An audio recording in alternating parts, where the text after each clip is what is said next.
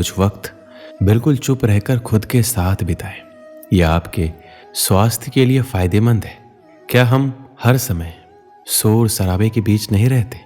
लगातार लोगों की बकबक, बाहर गाड़ियों का शोर, तेज म्यूजिक की आवाज, यह सब हमारे तनाव का कारण है और हमारी नींद को बाधित करते हैं। मगर क्या हम कुछ देर के लिए इन सब से दूर नहीं रह सकते? इंसान के सभी दुखों का कारण बोलना ही है, क्योंकि आवश्यकता से अधिक बोलना ही दुखों का कारण बनता है। इसलिए कम बोलें, सटीक बोलें, मधुर बोलें और सबसे जरूरी जितनी आवश्यकता हो उतना ही बोलें। वाणी या बोलना ही नहीं बल्कि मौन में भी शक्ति होती है। यही कारण है कि धर्मों में मौन को बहुत महत्व दिया गया है। श्री कृष्ण कहते हैं, सेहत से मौन का गहरा संबंध है और इससे मानसिक शांति मिलती है।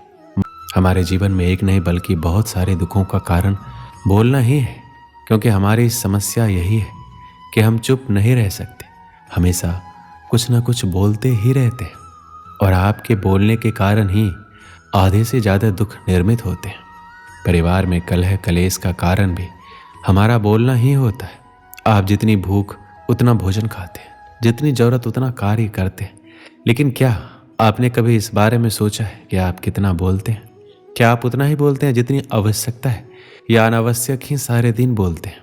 इस बारे में अकेले कभी बैठकर जरूर सोचिए कि आज आपने दिन भर में कितना बोला, क्या बोला और सबसे जरूरी क्यों बोला। इनमें से कितनी बातें जरूरी थी, कितनी अनावश्यक।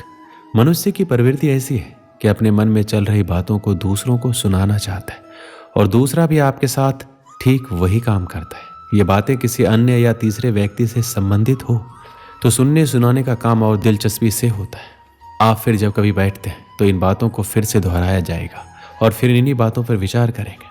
ये सुनने सुनाने का माहौल जीवन भर चलता रहता है और इस तरह से आप खो देते हैं अपना समय, अपना जीवन, अपनी सोच समझ और वो कीमती पल जिसमें जिया जा सकता है, जिसमें आनंद प्राप्त किया जा सकता है। इसलिए इस सुनने सुनाने के माहौल से बाहर निकलिए। जब तक हम बाहर की ओर बोलते रहेंगे हमारे भीतर अशांति रहेगी। जिस दिन हम मन से चुप हो जाएंगे तब बाहर हमारे मुख से कुछ भी निकले हम शांत ही रहेंगे। दुनिया में जितनी बुराइयां हैं, परिवार में कलेश है, पति पत्नी में विवाद है, सब बोलने के कारण ही होते हैं। हम चुप रहना नहीं चाहते, हमेशा सुना देना चाहते हैं, लेकिन व्यर्थ का बोलना ऊर्जा का नष्ट होना है। इसलिए जितने भी बुद्धत्व साधु और संत हुए वे एकांत की ओर गए, क्योंकि उन्हें अधिक बोलना ना पड़े और अधिक सुनना ना पड़े। लेकिन आप इस संसार में रहकर भी एकांत रह सकते हैं। इसके लिए आपको उन ऊर्जाओं को बचाना होगा जिसे आप व्यर्थ के शब्दों में नष्ट कर देते हैं। इसलिए उतना ही बोले जितना जरूरी हो। आप सभी ने जीवन में कहावत तो सुनी ही होगी, एक चुप 100 को हराए, एक चुप 100 को दुख दे जाए। इसलिए हम कई बार चुप रहते हैं, मौन रह जाते हैं, क्योंकि यह सच भी है कि एक मूर्ख व्यक्ति के सामने मौन रहने से अच्छा उत्तर और कुछ भी नहीं हो सकता। परंतु जीवन में सदैव चुप रहना उचित नहीं होता। गीता में कहा गया है, जहां पाप का बल बढ़ रहा हो, जहां छल कपट हो रहा हो, वहां पर मौन रहने से अधिक गंभीर अपराध और कुछ नहीं हो सकता। कभी कभी हम सबके जीवन में एक समस्या अवश्य होती है, हम किसी ताकतवर के समक्ष मौन हो जाते हैं। ऐसा क्यों? प्रायः उसकी ताकत से बचने के लिए हम मौन रह जाते हैं। मानते हैं कि ऐसा करने से हम एक विवाद से बच जाते हैं, हो सकता है एक संघर्ष से भी बच जाते हैं, परंतु ऐसा बचाव देर सवेर एक बड़े संघर्ष को जन्म दे देता है। हमारा मौन रहना अनजाने में उस व्यक्ति का समर्थन बन जाता है और वह अपने आप को और अधिक शक्तिशाली अनुभव करने लगता है। यहीं से हमारा दमन प्रारंभ हो जाता है। एक के बाद एक हम अन्याय में अनचाहे रूप से सम्मिलित होते चले जाते हैं, जो आगे चलकर बड़े टकराव का कारण बनता है। तो फिर आप लोग कहेंगे कि इसका तोड़ क्या है? ये समझने के लिए ये जानना आवश्यक है कि ऐसी कौन सी बात है जो विरोध करने से रोकती है। ये सामने वाले की शक्ति तो नहीं हो सकती, ये तो हमारा खुद का डर होता है जो हमें मौन रहने को विवश करता है। क्या हमारे मन से डर को निकालकर अन्याय का विरोध नहीं कर सकते?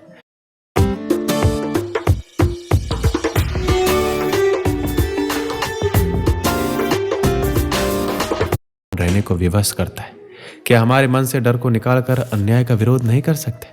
आखिर वह हमारा क्या और कितना बिगाड़ सकता है? जरा सोचिए, ऐसा करने से हमारा मन कितना मुक्त, कितना हल्का अनुभव करेगा।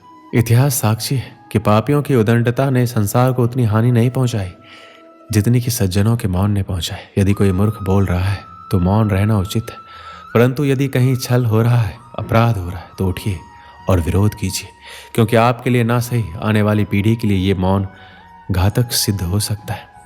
श्री कृष्ण ने कहा है कि इन 5 जगह पर हमेशा चुप रहना चाहिए। जब कोई आदमी आपके सामने किसी तीसरे आदमी की बुराई कर रहा हो, तब तुम्हें चुप रहकर बस सुनना चाहिए, अपनी राय व्यक्त नहीं करनी चाहिए, क्योंकि जो आज आपके सामने किसी तीसरे की बुराई कर रहा है, वह कल किसी और के सामने आपकी बुराई भी कर सकता है। यदि आपने कुछ कहा हो तो, यदि आपको किसी घटना या किसी विषय पर अधूरी जानकारी है, तो चुप रहना ही उत्तम है, क्योंकि अधूरा ज्ञान बड़ा घातक होता है और यह आपको हंसी का पात्र भी बना सकता है और या किसी मुसीबत में भी डाल सकता है। यदि आपको लग रहा है कि कोई व्यक्ति आपकी भावना, दुख या परेशानी को शब्दों में नहीं समझ पा रहा है या वह आपको ध्यान से नहीं सुन पा रहा है, तो ऐसे व्यक्ति के सामने चुप रहना ही ठीक है, क्योंकि ऐसे लोगों को आपकी भावना या दुख से कोई मतलब नहीं होता। ऐसे लोगों को अपना राज बताकर आप पछताएंगे ही। जब कोई अपना या कोई सगा संबंधी आप पर क्रोध कर रहा हो, आपका अपमान कर रहा हो या घृणास्पद शब्द कह रहा हो, तो आपको उस वक्त चुप रहना चाहिए, ताकि सामने वाले का गुस्सा पूरी तरह से बाहर निकल जाए।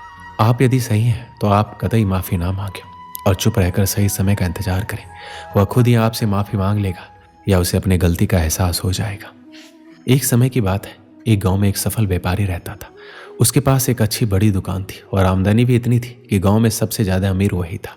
हर आदमी उससे अच्छे से बात करता और वह लोगों की बहुत मदद भी करता था। वह दिन रात मेहनत और बाकी समय में पूजा पाठ भी करता, इसलिए बहुत से लोग इज्जत करते थे। पर उस व्यापारी की एक बुरी आदत थी, वह जल्दी गुस्से में आकर लोगों से भला बुरा कह देता था, जिससे गांव के बहुत से लोग उससे नाराज रहते। और जब वह नाराज लोगों को मनाने जाता तो वो लोग नहीं मानते, तो उसको और गुस्सा आ जाता। वह उसको और बुरा भला कह देता। फिर बाद में व्यापारी को बहुत बुरा लगता। एक बार गांव में एक बहुत ही ज्ञानी संत आए।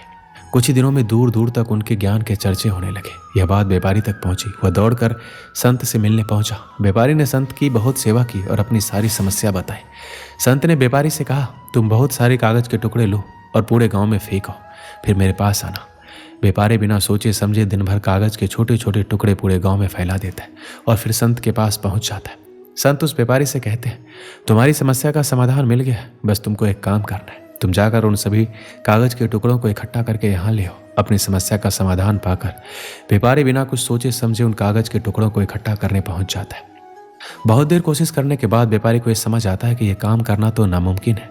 दौड़कर संत के पास जाता है और कहता है, आपने जो काम दिया है वो असंभव है, मैं चाहकर भी पूरा नहीं कर सकता।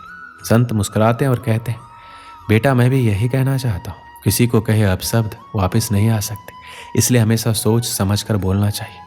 आज के बाद तुम ये बात अपने मन में अच्छे से बिठा लो, चाहे कुछ भी हो जाए तुमको किसी को अपशब्द नहीं बोलना है। संत से प्राप्त इस ज्ञान से व्यापारी की आंखें खुल जाती है। वह दोबारा कभी किसी को गुस्से में कुछ बोलने वाला रहता है तो उसको कागज के टुकड़ों का उदाहरण याद आ जाता है।